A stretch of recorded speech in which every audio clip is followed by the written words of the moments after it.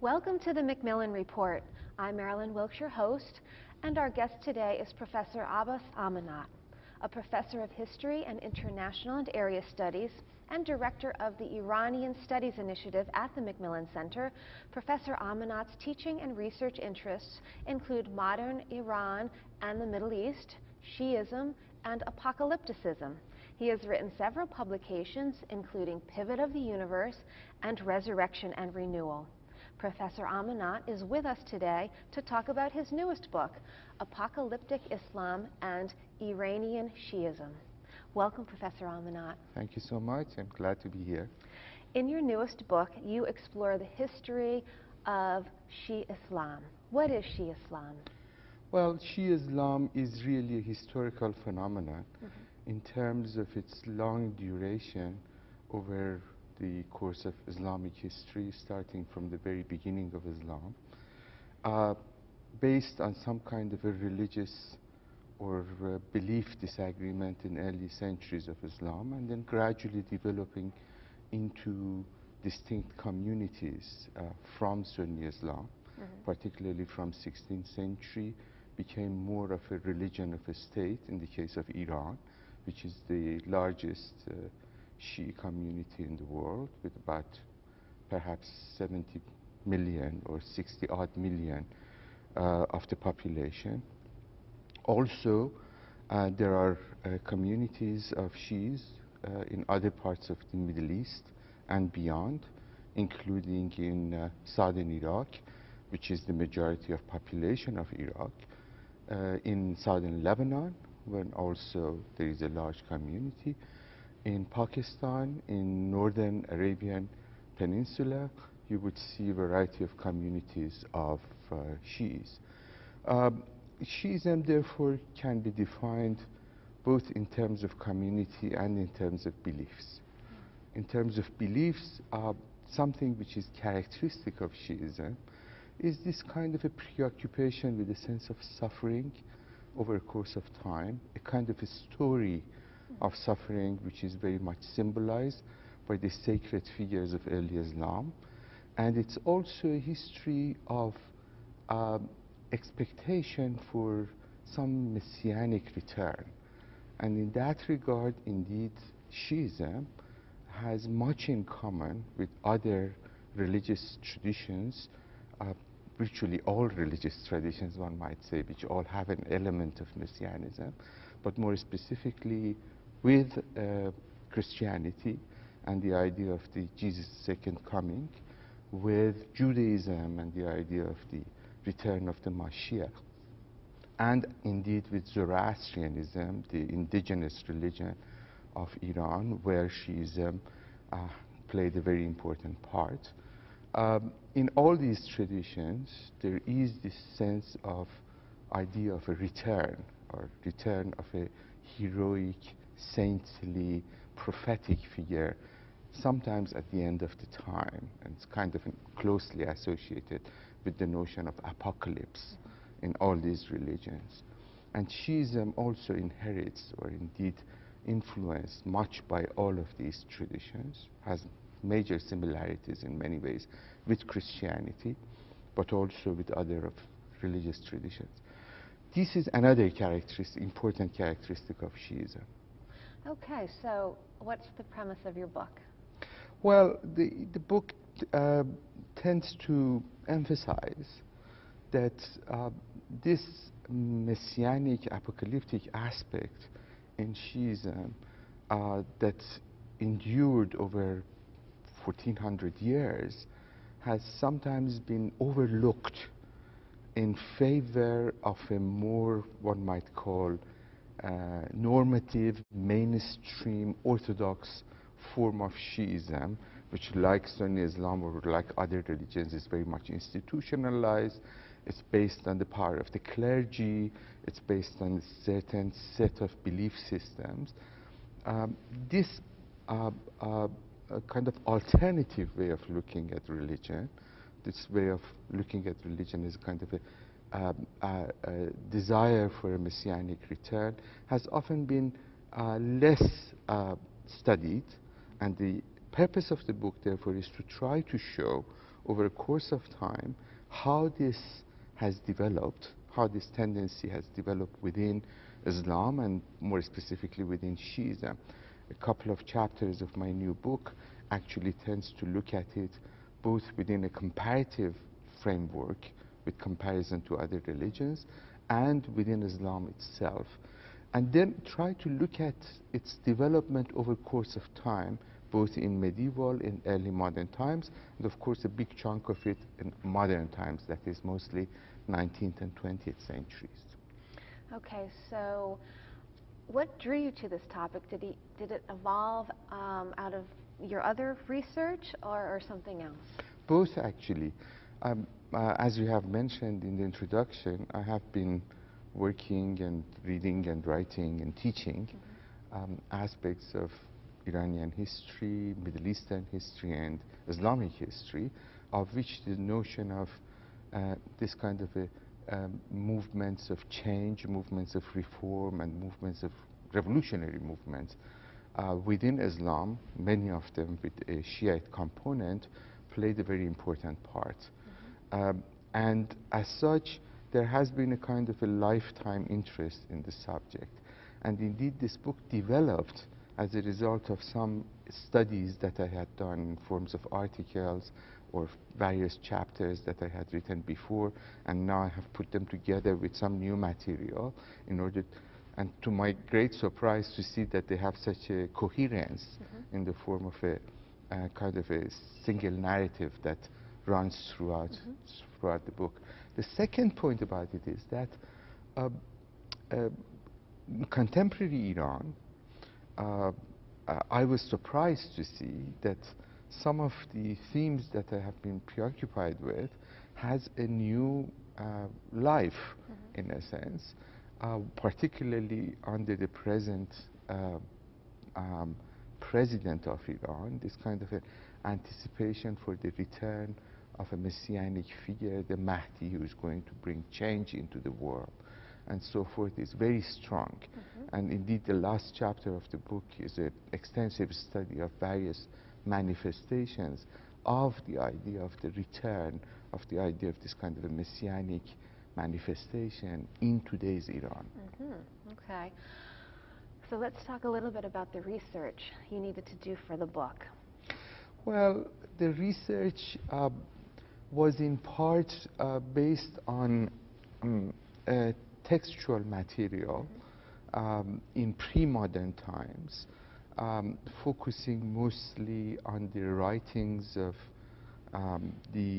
many of the figures of this kind of messianic inspiration, many of the trends in Shiism that led eventually to the emergence of new religious forms or new religions, such as, for instance, the famous Babi Baha'i religion, that indeed there is a chapter in this book about how it initially was transformed from the kind of a body of Shi'i messianic ideas into a new religious belief. And then, of course, in more modern times, I relied on a variety of other sources, some of it newspapers, travel accounts, histories, personal narratives, perhaps less of archival work, because this is a kind of a topic that does not lend itself well to archival studies. Much of what I have studied in this book indeed was an undercurrent, which for most of the time was either not seen easily by the outsiders, by the people, observers, and mostly it's an attempt to try to read against the grain of what the historical text would tell you. Oh, that's fascinating. So what is apocalypticism, and how has it influenced the development of modern Shiite theology? As I was saying, apocalypticism, in a very broad sense, of course it has a very specific Christian biblical meaning, in the sense of its association with the book of Apocalypse, the book of Revelation. But the term itself, in a kind of a technical sense, means something broader than that. means an aspiration for an end to your notion of present time, to the human society's notion of present time. Sometimes it's very violent, as it's often the term associates with the kind of a catastrophic, cataclysmic events, let's say in Hollywood movies or whatever. And sometimes it is more specifically in a symbolic way defined as a kind of a symbolic shift in time. Therefore, the end of an era, an end of an epoch, and the beginning of a new epoch is what it's indeed desired by this apocalyptic change. Usually, the apocalyptic change is a component of a messianic return. You have a charismatic, prophetic, saintly figure which has been expected, has been promised for a long time, who emerges, appears in a bodily human form, and indeed in many ways it reflects the aspirations of the society in which he comes from, or she comes from. And then it brings about, usually in a dramatic way, usually even by declaring that the end of the time has arrived and the beginning of a new time, a kind of a utopic view, a utopian view of the world, in which the realm of justice and equity has to be benefited by the entire human race, sometimes by specific societies, communities, sometimes by, in a broader sense. And in a sense, there is an idealism associated with it. Sometimes it's very religious, as indeed apocalypticism often implies in terms of the religions that I have named. Sometimes it could be purely secular. We can see in the writings of many historians, many religious figures, in some literary works, even in poetry, we can see some of these apocalyptic aspirations. And that, as I said, in cinema, we can find that phenomenon. So it's something that seems to have been very deeply ingrained with human nature, to try to see a moment of shift from one pattern of life to another. Okay. So what, in doing the research, did you find most surprising?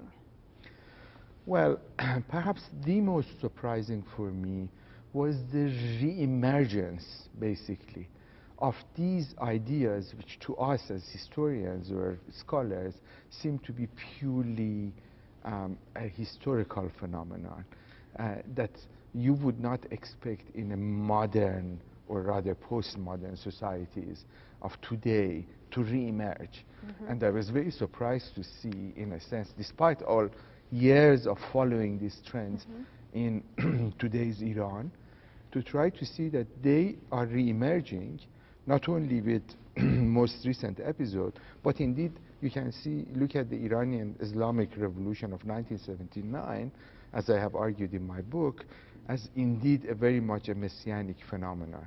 With Ayatollah Khomeini, the leader of the revolution, is really a kind of prophetic figure that in many ways manifests or reflects this kind of a characteristic of a messianic figure. And then, of course, later on, in a more explicit way, in the recent past 5-6 years under President Ahmadinejad. So the fact that you can see indeed a present, updated version of re-emergence of these themes in today's Shiism or today's Islam, as a matter of fact, was a surprise to me, and in a sense confirmation of what I have been saying in my other work earlier on. So do you have a sense of why that is happening? Sure.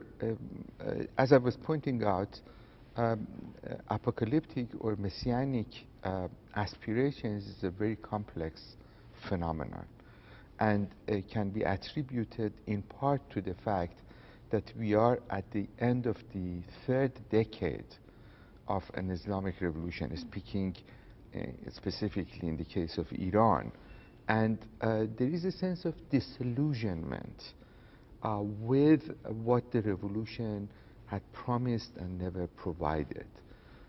There was this great enthusiasm in the early years of the revolution, the years of the first decade basically, under Ayatollah Khomeini himself, that he would bring an ideal Islamic society into this world.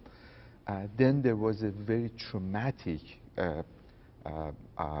period of 8 years of war with Iraq, which in a sense by itself was very apocalyptic in its nature, like the First World War, which many historians would indeed claim aspired and created this sense of disillusionment, this sense of end, this sense of total break from the norms of the society.